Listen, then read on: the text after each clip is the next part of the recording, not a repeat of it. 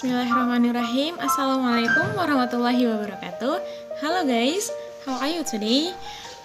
I hope that all of you are fine. Okay, in this video I and my friends of this group will be explain about content-based interaction. Okay, the member of this group is I'm Farisah Irwayu and my friends Wafie, Siti, Nurazizah, Putri, Sevia, Yulyan, Maspuroh, Devi, Deti, Gayatri, and Rifda Zuliyarti. Okay, the first presentation will be explained by myself. TBI is defined as a joint learning process between subject matter and second language skill. The purpose of this method is to develop students' language skill and content knowledge by providing an authentic and meaningful academic text.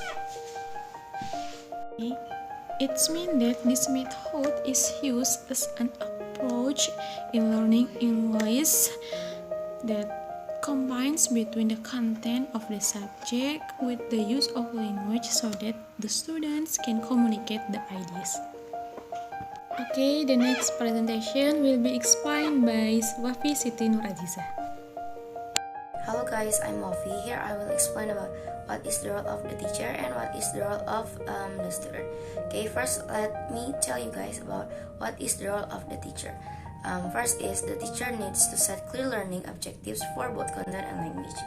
Jadi maksudnya guru perlu menetapkan tujuan belajar yang jelas, baik segi isi materi ataupun bahasa yang digunakan. Dan the second is the teacher then creates activities to teach both scaffolding the language for study of the content. Jadi maksudnya guru kemudian menciptakan kegiatan-kegiatan untuk mengajar antara bahasa dan materi yang disampaikan atau materi isi yang disampaikan, guna bahasa tersebut sebagai struktur atau pondasi yang dibutuhkan agar dapat dipelajari. Okay, next is about what is the role of the student. The role of the student is to engage actively with both content and language, using each to learn the other.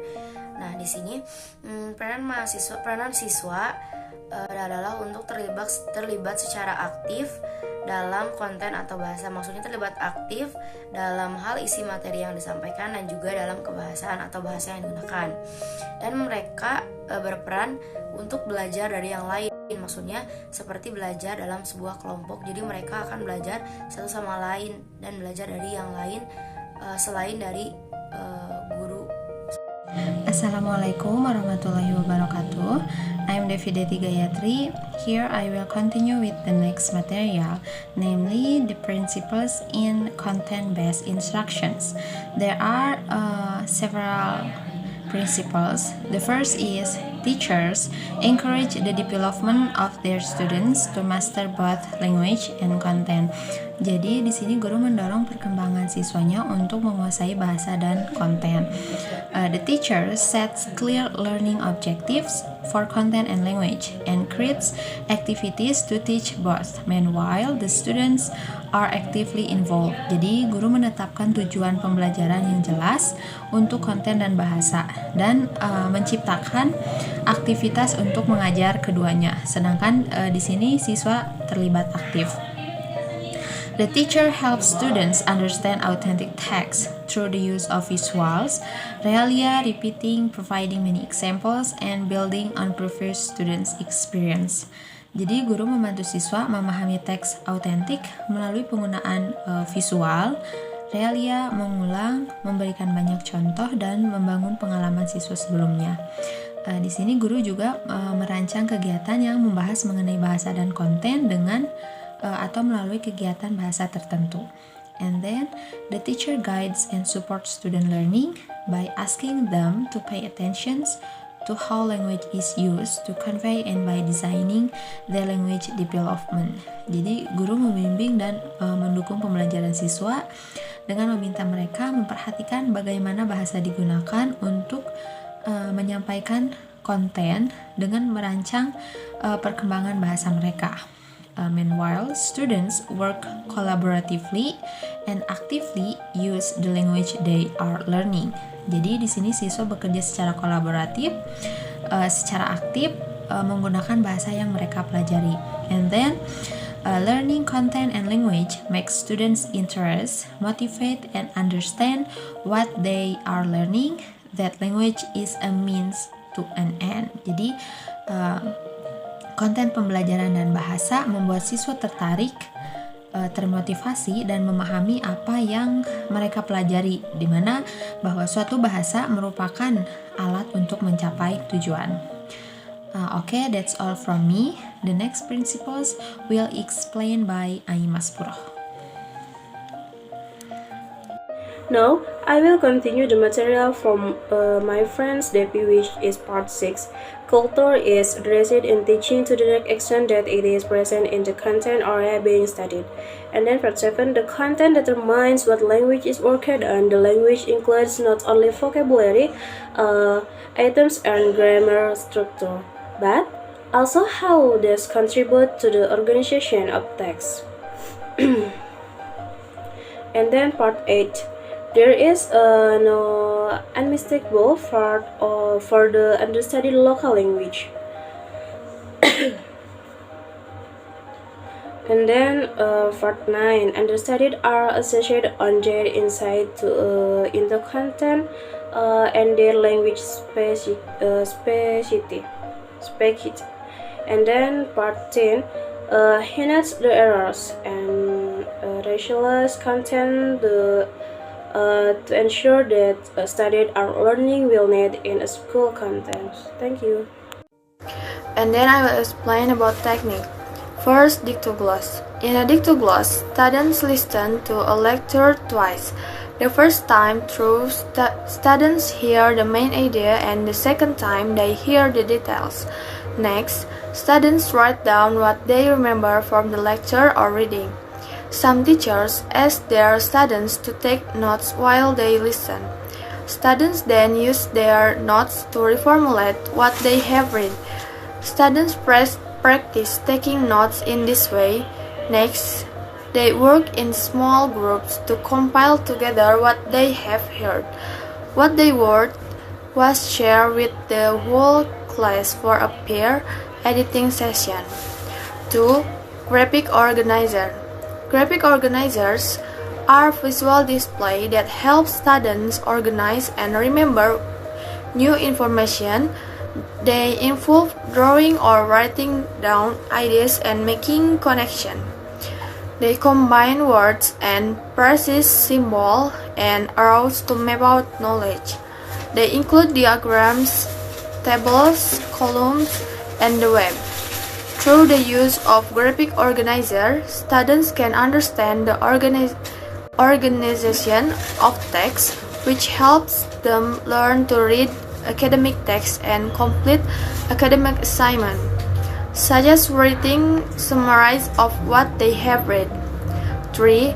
The language experience approach. Students take turns dictating stories about their life experience to the teacher, who writes them in the target language. Each student then practices reading the story with the help of the teacher. The language experience approach applies the principle of WL. Text is about content that is important to students, is produced collaboratively, is whole, and because it is a student story. The relationship between text and meaning is facilitated. And then, writing process traditionally. When teachers teach writing, they assign topics to be written by students. Perhaps they brainstorm a little about the topic during the pre-writing phase, and then have students write about the topic without interruption. Next, the teacher collects and evaluates what students have written. As such, the instruction is very product-oriented. There is no teacher involvement in the action or process of writing. On the other hand, in the writing process, students may initially exchange ideas about a topic and start writing, but then they repeat conferences with teachers and other students where they receive feedback on their writing up to that point, making revisions based on the feedback they receive and keep writing. In this way, students learn to see their writing as read by others and to enhance the expression of meaning and form of their writing as they structure and rearrange the writing process, shift the emphasis in teaching writing from evaluation to revision. And next, dialogue journal. The way a specific journal is used varies, but basically it involves students writing in their journals in class or for homework regularly, perhaps after every class or once a week. There may be particular focus for writing, such as students expressing their feelings about how and what they are learning, or writing focus could be on whatever students want to communicate to the teacher. Usually it is the teacher who has a dialogue with the students. There is the journal reader. The teacher reads student journal entries and writes responses but does not correct their form. Assalamualaikum warahmatullahi wabarakatuh. Hello everyone, my name is Rifda Zuliyarti.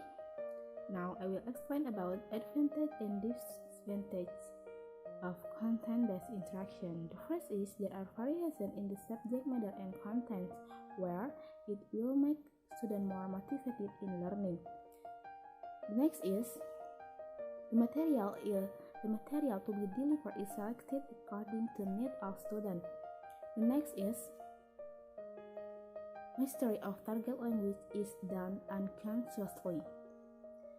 Okay, the next is about disadvantage. The main disadvantage of this method is lies in adult learners where they more need analytical and formal teaching. So that's in contrast to child learners. Okay, maybe that's all from us. Thank you. Wassalamualaikum warahmatullahi wabarakatuh.